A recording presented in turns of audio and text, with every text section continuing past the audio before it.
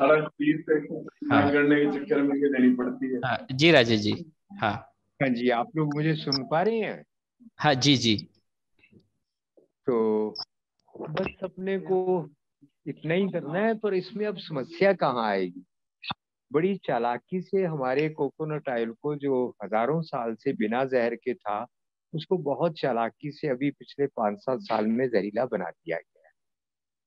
और इतनी गहरी वो सारी योजना है कि आप वर्जिन कोकोनट ऑयल के नाम पर भी जो तेल लेंगे वो भी गलत हो। क्या क्या इन्होंने, अब नारियल में कोई बीमारी तो थी नहीं, एक बग बनाकर भारत में भेज दिया, वो नारियल के ऊपर को काट लेता है और नारियल पूरे नीचे गिर जाते हैं। और उस तो किसानों ने क्या किया, उनके तो जिसका 5 पेड़ है उसको तो एक गाय की तरह वो पूरे परिवार का खाना चला देते हैं। 5 पेड़ तो उन्होंने क्या किया, पीठ पे जहरीला वो स्प्रे बांध कर ऊपर जाकर पेड़ के ऊपर 5-5, 10-10, 20-20 बार स्प्रे करते हैं। तो जो कमर्शियली बाजार में आ रहा है नारियल, उसमें सबके ऊपर सिस्टेमेटिक पॉइजन की स्प्रे दर्जनों बार हो चुकी है।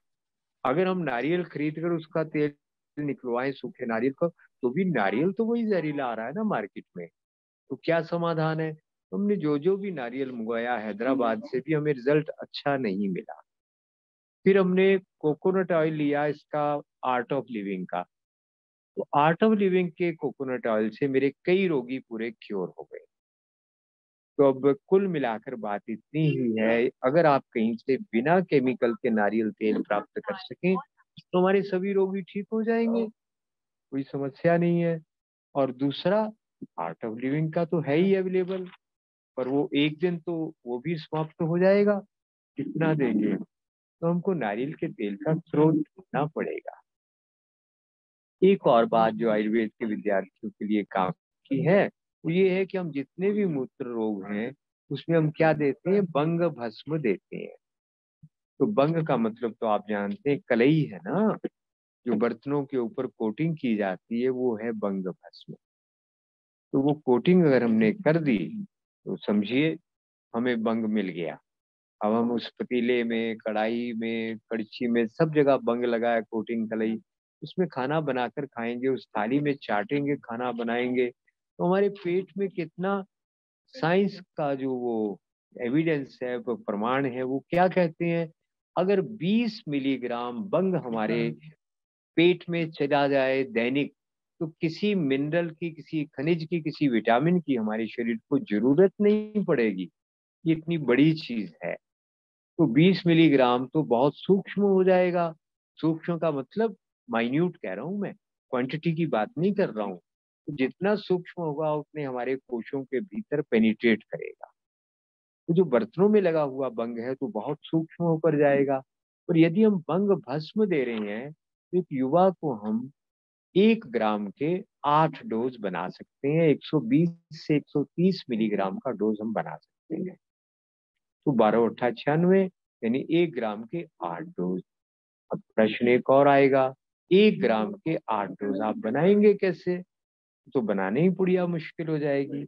उसका तरीका क्या है, आप जामुन की छाल ले लो, अमरूद के पत्तों का पाउडर ले लो, आम के पत्ते का पाउडर ले लो, इन सबको मिला लो, या इनमें से कोई एक चीज ले लो, या नीम के पत्तों की छाल या पाउडर ले लो। उसको बारीक पाउडर को छान कर आप 1 चम्मच में 1 ग्राम भंग भस्म डाल दो। उसको 5-7 मिनट खरल कर लो। अब खरल तो चीनी मिट्टी में करेंगे या कसौटी की खरल में करेंगे, निश्चित रूप से मार्बल में नहीं करेंगे, स्टील में नहीं करेंगे। खरल करके उसकी 1 ग्राम की आप पुड़िया बना दो। तो वो एक अच्छे संवाहक का काम करेगा, आपका आम का पत्तों का चूर्ण, या अमरूद का, या जामुन का, ये सब, नीम का, ये सब अच्छे संवाहक बन जाएंगे। तो बंग भस्म हमको 3 मास से अधिक कभी भी कोई धातु अपने रोगी को नहीं खिलानी है बस में। तो सुरक्षित यही है कि 2 मास, 1.5 मास खिलाओ और बंद कर दो। आप स्वयं भी खा सकते हैं, इतना आपको ये लेना। फिर आपको याद होगा एक प्रयोग मैंने बताया था, हमारी जंघाओं के अंदर की जो नसें हैं उनके ऊपर खिंचाव आने से, बटरफ्लाई या तितली आसन करने से हमारे सभी मूत्र रोगों में निश्चित रूप से कुछ लाभ होने लगता है। अश्विनी मुद्रा वो अश्विनी जी सिखाई देंगे। अपने मूलाधार को खींचना और छोड़ना, एक ही अपने रोगी अगर कर पाए उनको ये सिखाना, तो हमारे रोगी ठीक हो जाएं, बस ये हमारी तृप्ति का एक सबसे आवश्यक बात है।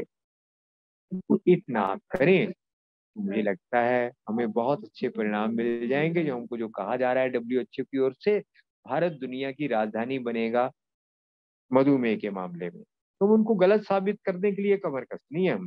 हमने साबित करना है कि भारत मधुमेह की राजधानी ना बना है ना बनेगा, अगर एलोपैथिक दवाई ना खाकर आप देसी तरीकों से इसको करेंगे। इतना ही आज के लिए मुझे निवेदन करना था। एक बात और भी कहनी है, पर आपको इस बारे में कोई प्रश्न करना हो तो बताइए, किसी को कुछ कहना हो तो बताइए।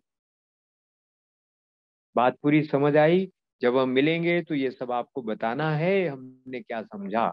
ये दुनिया की एक ऐसा रोग जिसकी दवाई एक बार शुरू होती है, बस उसके बाद जीवन भर व्यक्ति रोगी रहता है। इसमें आप ये भी याद रखिए, 1995, 93, 96, 97 में शुगर लेवल था 160, आज जानते हैं कितना, 100 है। तो मेडिकल साइंस में कुछ भी रिसर्च के बिना होना चाहिए क्या? कोई रिसर्च नहीं हुई, केवल रेजोल्यूशन पास हुआ ड्रग कंपनी के द्वारा कि अब हम पैरामीटर बदलकर 100 कर रहे हैं। तो अब 100 से ऊपर उसका शुगर हो, 120 के ऊपर, 110 के ऊपर, कह देते हैं बॉर्डर लेवल, आप बॉर्डर पे हैं जी, आप तो बॉर्डर केस है आपका, आप तुरंत दवाई शुरू करो। क्यों करो? क्योंकि शुगर की दवाई को इस तरह से डिजाइन किया गया है, उसको खाने के बाद पूरा बॉडी सिस्टम डैमेज हो जाएगा, फिर आपको 10-20 रोग लगने ही लगने हैं 3-4-5 साल के अंदर। तो ये एक तरह का तुम्हें की डायबिटीज की दवाई शुरू हो, फिर जीवन भर उस व्यक्ति को लूटते रहो, ये इस तरह का मामला है। तो खैर, आपका कोई प्रश्न हो तो बताएं, कुछ कहना चाहें आप लोग, अगर नहीं कहें तो मैं अपनी अगली बात करूंगा। जी, किसी की ओर से कोई बात नहीं आई, तो मैं अश्विनी जी अपनी बात कहूँ गणेश जी, अगली बात जो मुझे कहनी है। हम्म, जी, तो मैं अपनी 3-4 मिनट में अपनी बात कह के समाप्त करता हूँ।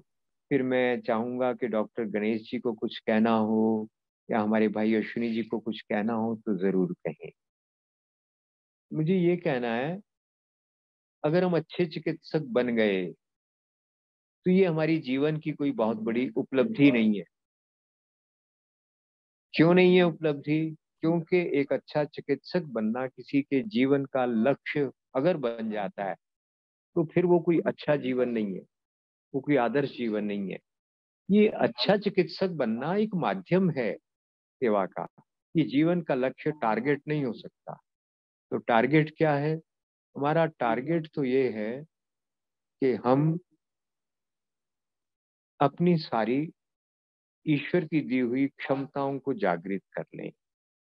जैसा मैं पहले भी निवेदन कर चुका हूं कि हम लोगों को अपनी पूरी ब्रेन सेल को एक्टिवेशन करने की तरफ आगे बढ़ना है। अगर हमारे 100 बिलियन ब्रेन सेल एक्टिवेट हो गए तो इसी को कहते हैं कि ईश्वर को पा लिया, मोक्ष को पा लिया, मुक्ति पा ली इस जीवन। अश्विनी जी। हाँ डॉक्टर साहब। हाँ, आप कुछ शब्द कहेंगे?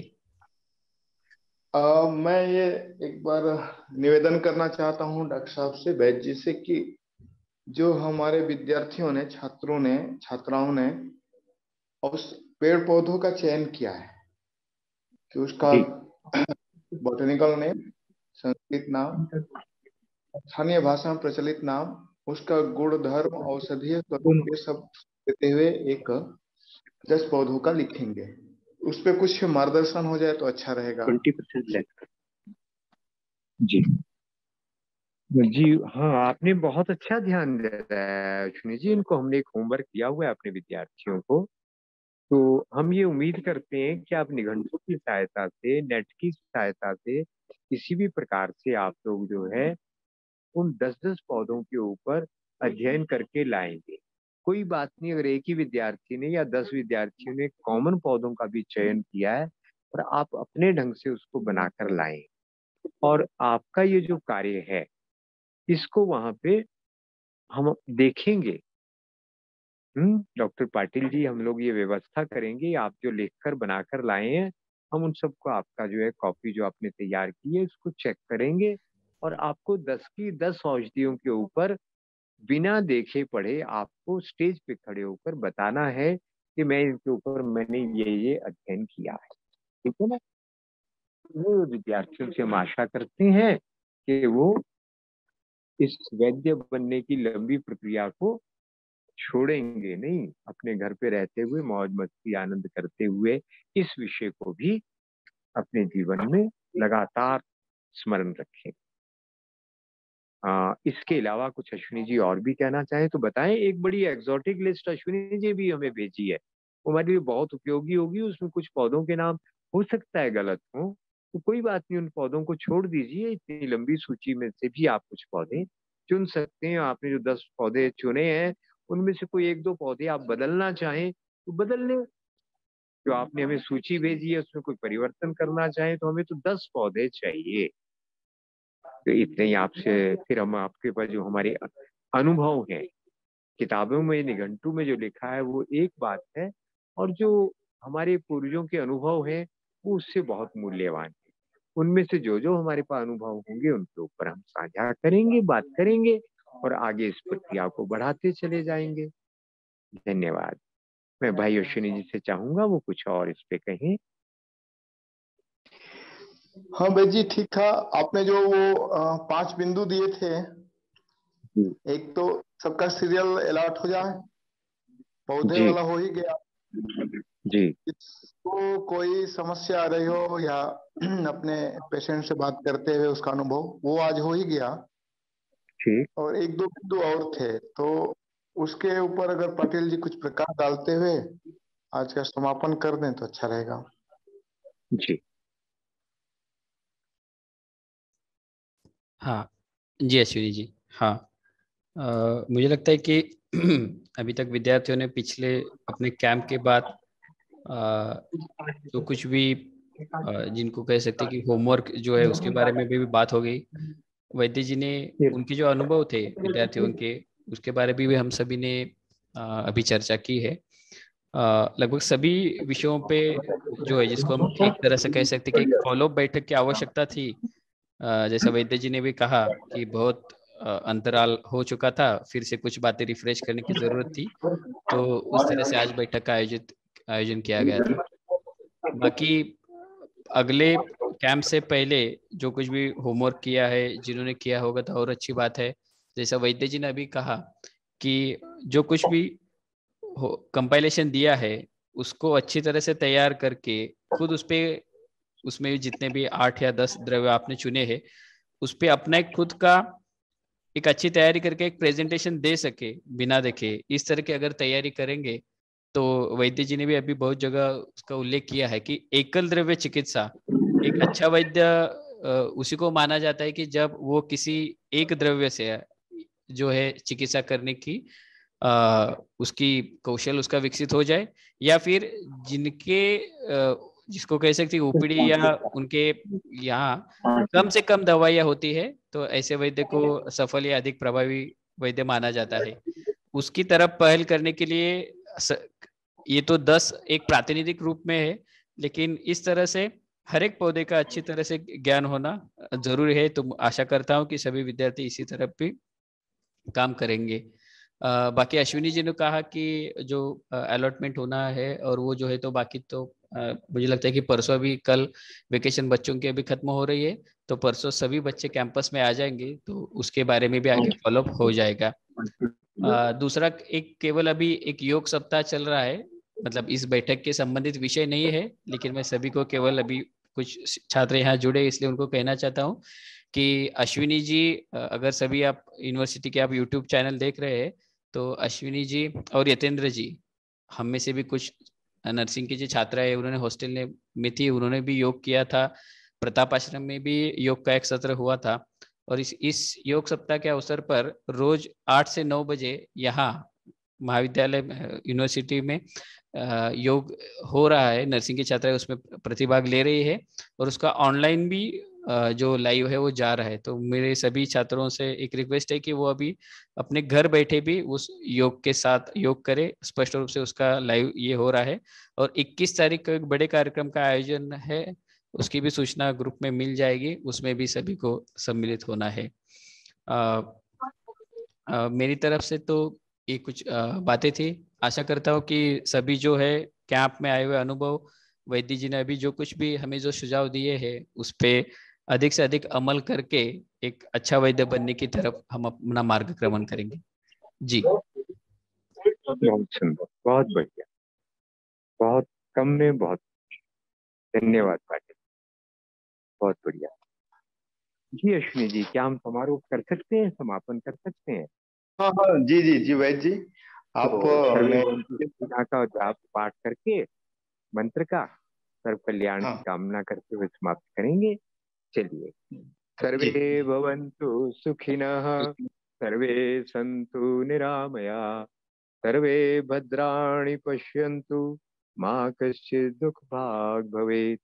ओम शांति शांति शांति।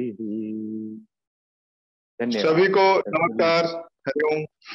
अच्छा, सभी को नमस्ते। सबको मीटिंग जी में वैद्य जी आपको भी नमस्ते, अश्विनी जी नमस्ते। मीटिंग मेरी तरफ से एंड कर रहा हूँ। ठीक है जी। जी